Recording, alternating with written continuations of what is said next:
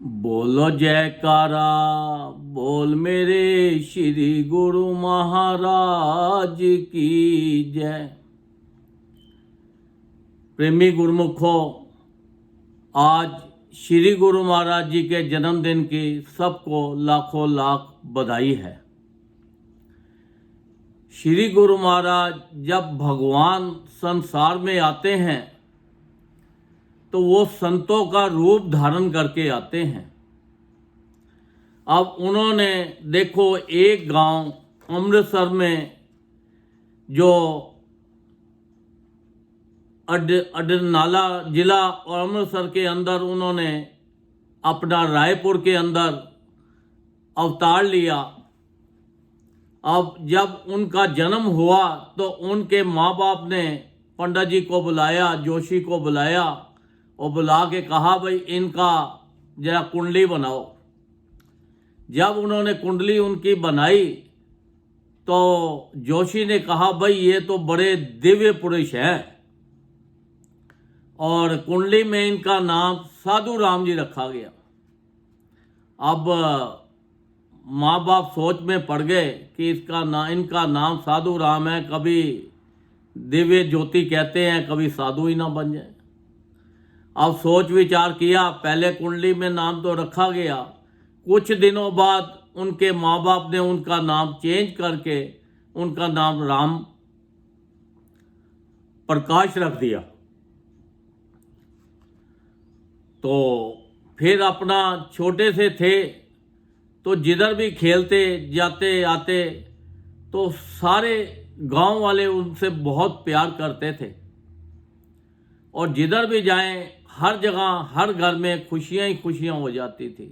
क्योंकि देखो जब भगवान संसार में आते हैं तो उनकी रिद्धि सिद्धियां, उनके देवी देवता जितने हैं वो पहले से ही आ जाते हैं उनके स्वागत के लिए, तो उनकी खुशियों के लिए। तो जो चीज़ संसार में कहीं नहीं मिलती तो जहाँ संत महापुरुष अवतार लेते हैं वहाँ पे हर चीज़ मिल जाती है।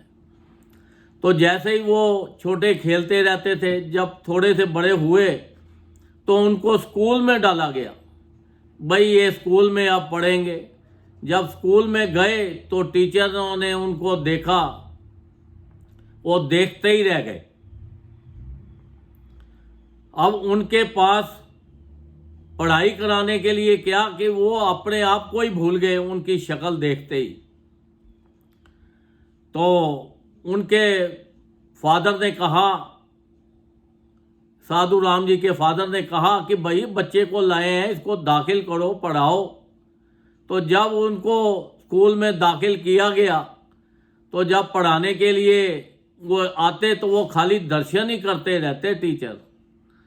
तो फिर साधु राम जी ने कहा, श्री गुरु महाराज जी ने कहा भाई मुझे पढ़ाओ, पढ़ाते क्यों नहीं हो, खाली दर्शन ही करते रहोगे या पढ़ाओगे भी। तो फिर उनको पढ़ाना शुरू किया। अब जब उनको क्या पढ़ाना, जो सारी दुनिया को पढ़ाते हैं, वो तो तीनों लोकों के मालिक हैं, पर सांसारिक रीति रिवाज के मुताबिक सांसारिक चीज़ों को देखते हुए सांसारिक उन्होंने लीला तो करनी थी ना। तो अब सांसारिक लीला करते करते उन्होंने देखो जब उनको पढ़ाया तो उनको पढ़ते पढ़ते छोटे से ही थे, तो जब भी जहाँ पे भी इधर इधर जाएं तो सब टीचर उनके आगे पीछे जाएं, बच्चे आगे पीछे जाएं, किसी के माँ बाप आए वो उनको देखें तो देखते ही रह जाएं। तो उनके अंदर इतनी भगवान ने ऐसी लीला रचाई कि देखो संसार के अंदर जहाँ पे भी आते हैं वहाँ खुशियाँ ही खुशियाँ हो जाती हैं। अब थोड़े से और बड़े हुए तो उन्होंने बोला चलो भाई गेंद खेलते हैं। जब बच्चे स्कूल में गेंद खेलने लगे तो उन्होंने गेंद को इधर फेंका सब ने। जब श्री गुरु महाराज जी की बारी आई तो उन्होंने गेंद फेंका तो भाई ये लो पकड़ो। अब सब बच्चे इधर ढूंढे गेंद कहाँ है, अब गेंद तो मिल नहीं रहा। तो वो पूछने लगे गेंद कहाँ गया। श्री गुरु महाराज कहते हैं कि ये देखो ये गेंद तो ये ऊपर है। उन्होंने ऊपर ही गेंद को टांग दिया। अब जिसके ऊपर कृपा होती है संत महापुरुषों की, उन्हीं के ऊपर जो उनके भजन ज़्यादा करते हैं उनके ऊपर ज़्यादा कृपा होती है। अब वहाँ पे एक स्टूडेंट था, वो कहता है कि उनको श्री गुरु महाराज जी को कि दे मेरे ऊपर कृपा करो, ये गेंद मैं पकड़ूं। उन्होंने कहा आप पकड़ लो। जैसे ही उन्होंने हाथ ऊपर किए वो गेंद उसके हाथ में आ गई। तो देखो श्री गुरु महाराज कैसी कैसी लीला करते हैं।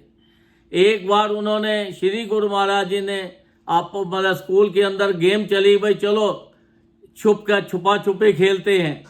और छुपा छुपी गेम खेलने के लिए सब इधर इधर छुप गए। अब श्री गुरु महाराज तो साक्षात भगवान थे, उनको तो हर बंदे का पता है कौन सी चीज़ कहाँ पे है। अब वो जाए तो वो नाम लें जी इसको पकड़ना है, तो श्री गुरु महाराज पकड़ के ले आए। फिर नाम लें तो श्री गुरु महाराज पकड़ के ले आए। और सब बच्चे देखते रह जाएं कि ये कैसे पकड़ के ले आते हैं, हमें तो मिलते नहीं हैं। तो फिर उसके बाद श्री गुरु महाराज उन्होंने कहा भाई अब आप छुपो तो हम पकड़ेंगे। जब वो श्री गुरु महाराज जी छुपे तो उनको कोई पकड़ ही नहीं पाया। अब उन्होंने बड़ी कोशिश की, सारे स्कूल में ढूंढ दिया, टीचरों ने ढूंढा, कहीं नहीं मिले। अब जब वो बहुत परेशान हो गए, वो कहने लगे कि ढूंढ ही नहीं पा रहे। तो एकदम उन्होंने ऐसी लीला की कि जितने टीचर जितने बच्चे थे सारे के सारे जो उनको ढूंढ रहे थे, उन्होंने ऐसी लीला की कि सभी ने पकड़ लिया। उन्होंने इतने रूप बना लिए कि वो कहे मैंने पकड़ लिया, वो कहे मैंने पकड़ लिया, वो कहे मैंने पकड़ लिया, टीचर कहे मैंने पकड़ लिया। जब वो लेके आए तो देखे तो फिर वो एक के एक ही रह गए। तो इसलिए उनकी लीला तो मैं जितनी सुनाता जाऊं उतनी कम है। क्योंकि भगवान की जो लीला होती हैं ये कभी ख़त्म नहीं हो सकती। उनकी लीला का बड़ा अपरंपार है।